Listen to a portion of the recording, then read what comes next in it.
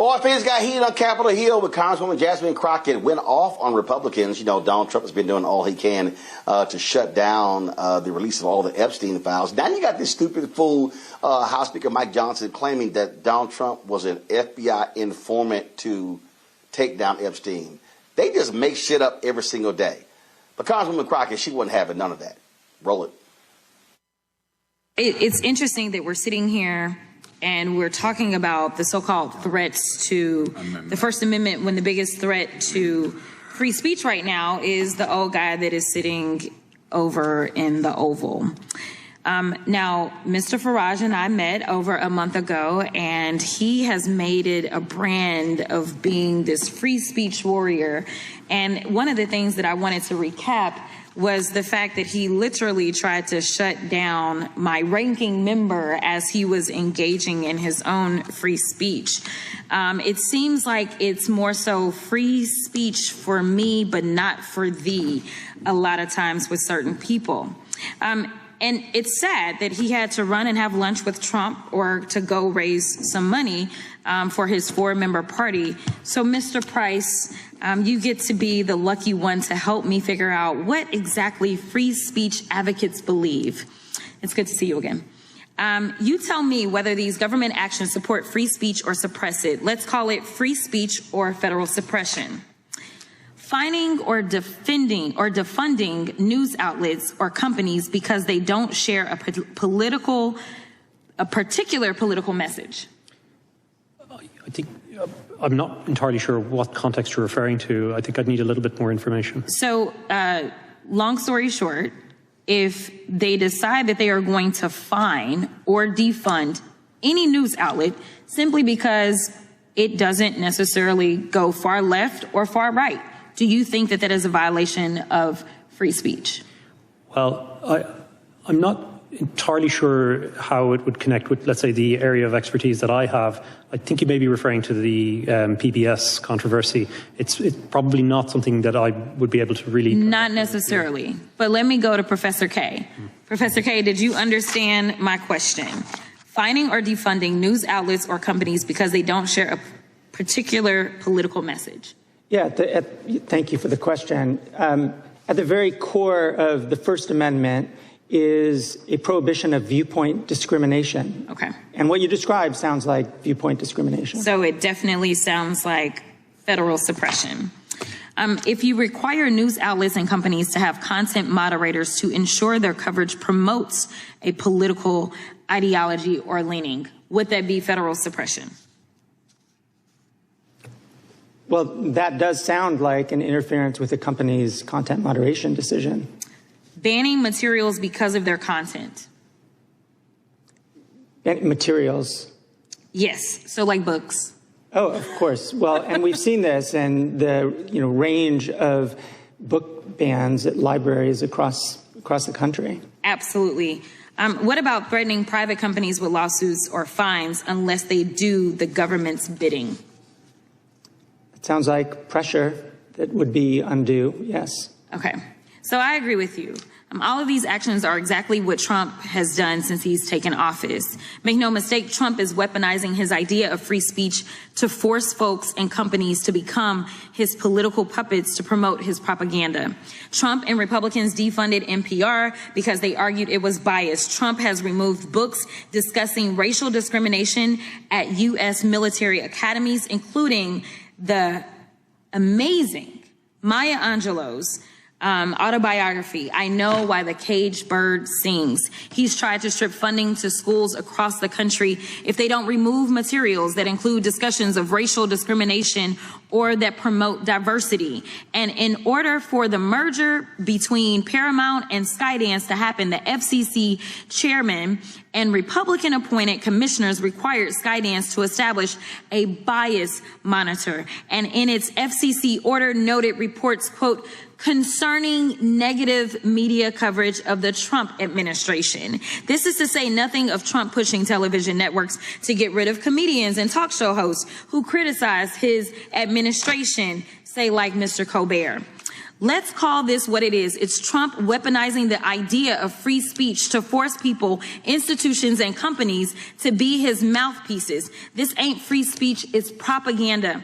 Meanwhile, my Republican colleagues are out here having a meltdown over the European bill, one that, by the way, includes provisions to fight child trafficking.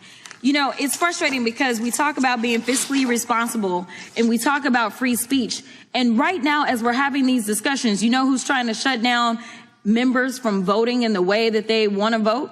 It's the president, who literally said he would look at anyone who decided that they were going to vote to release the Epstein files as hostile. That sounds like a threat as it relates to all First Amendment protections, in addition to the fact that it's literally contravening our constitutional duty that we swore an oath to, because we don't swear to an orange king. Instead, we have sworn an oath to the Constitution, and we were elected to represent the people that elected us. Thank you so much, and I'll yield.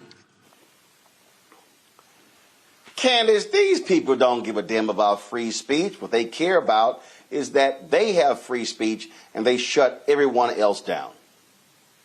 Not only they shut other people down, but they also make them pay. It costs you to say what you want.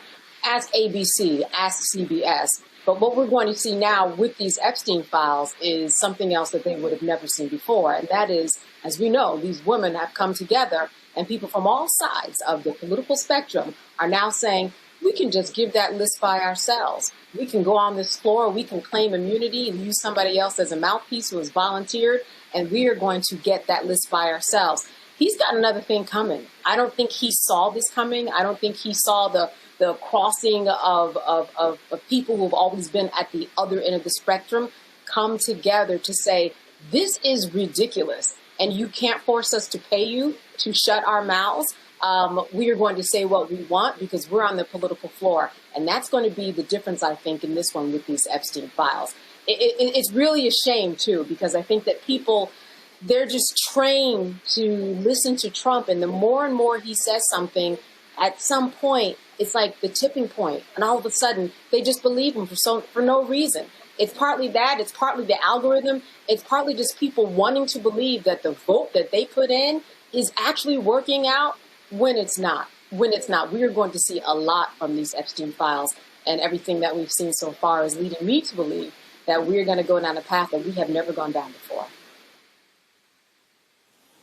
This is what happens when you elect somebody, Michael, who has no morals, values, principles, or ethics, no integrity, no honor or decency. Absolutely. Also, don't forget somebody who tried to overthrow the government and incited the insurrection. Let's not forget that also. And then gave a pardon to the insurrectionists, 1,500 of them approximately, on his first day back in office. So this was predictable. And this is a guy who was good friends, but according to Jeffrey Epstein, who's dead now, he can't speak for himself, but he was good friends with Jeffrey Epstein for 10 years. OK, and see, the question I have is like, OK, so Jeffrey Epstein was sexually abusing all these women for years. Right. So at what point did Donald Trump realize that Jeffrey Epstein was sexually abusing underage girls and women before he cut off the friendship with them? See, that's a question that I have. You were friends with him for about 15 years, right? At what point did you realize, you know what, there's something wrong with this guy? But this is when you deal with somebody with no morals, who is an authoritarian, who is in mental decline. They talked about Biden's mental decline. This guy's getting worse day by day, okay? And he's getting desperate also. This is not going away. Speaker Johnson ended the House session before the recess a day early to avoid taking a vote. And then they come back after vacation, and and then you have the press conference, okay? This is exploding, and you have last time I heard, there are two Republicans short of Thomas Massey's and Ro Khanna's bill being able to be put on the floor, getting that pushed through. They need 218 votes. So this is not going away. It's getting worse for Donald Trump. Matt? I mean, my thoughts are a little bit of a combination of Candace and Michael's. I mean, something that Candace indicated is what I see, and that's the Trump administration takes the position of the more we say it, the more we legitimize it. I think the problem with that, to Candace's point, is that they underestimated how much people would draw the line at his association with Epstein and them not being truthful about what's in those Epstein files. And, you know, all of Bondi's back and forth and DOJ's back and forth about whether they'll release things, what they won't release, all of that. Long story short, I don't think that even the people in their base are okay with his association with that. And I think they're running scared, frankly, to see how long they can keep it concealed and see if they can distract us with other things before that flag really gets planted. But I think you got a problem when even crazy Marjorie Taylor Greene is saying that she's going to, you know, want to know everything that's in those files, right?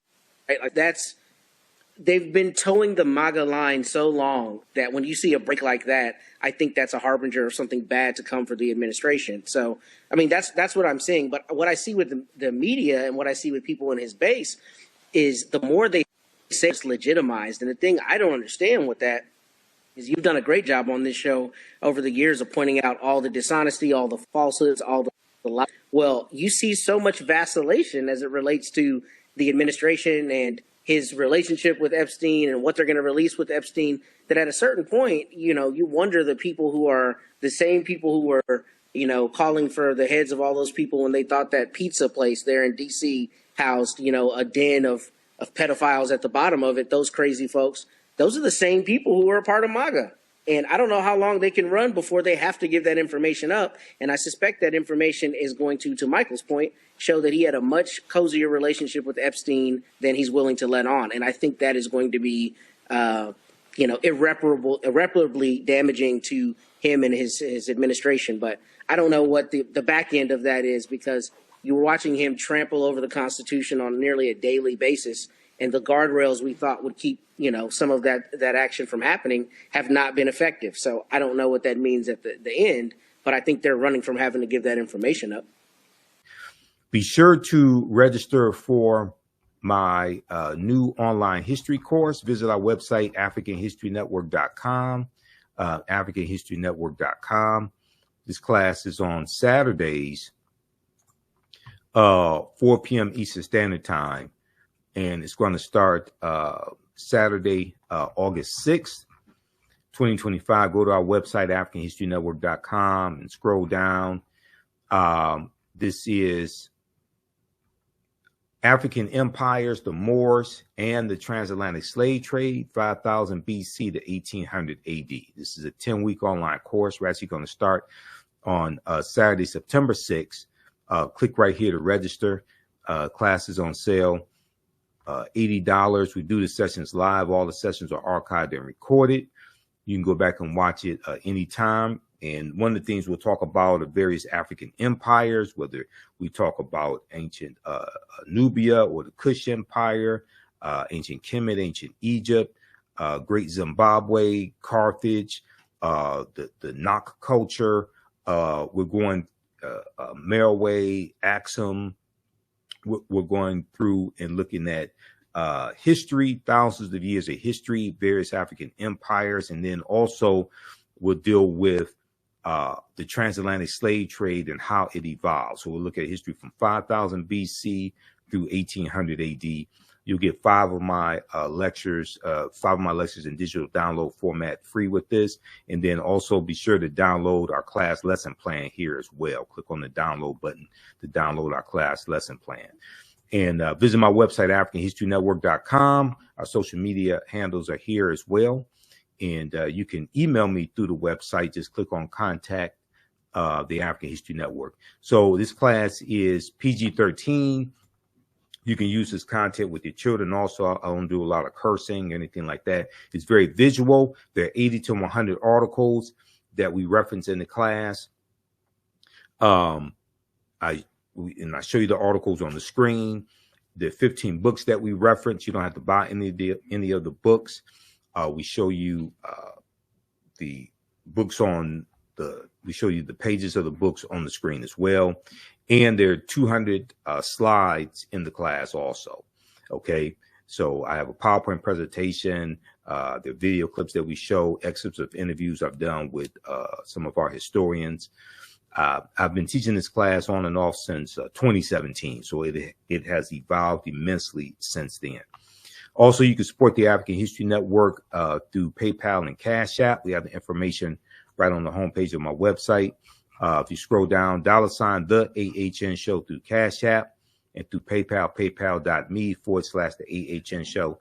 This is our Cash App. Tag $ the AHN Show, SHOW. When you go to it, it'll say Michael and show my picture there. Okay, these are some fake African History Network Cash App accounts that have been stealing money from us. And I put our tag right here. Here's our link to our Cash App, QR code. Okay, so you can support us there if you want to donate support us $5, $10, $15, $25, $50, $100, whatever it is. It definitely helps us keep doing the research, stay on the air, pay some of the bills, and broadcast the Sunday night show also. And here's our link for PayPal, paypal.me/the AHN Show. Okay. All right. So look, we have to get out of here. Remember, at the African History Network, we focus on educating, empowering, and inspiring people of African descent throughout the diaspora and around the world, because right now it's correct wrong behavior. It's not over till we win. We're kind of forever.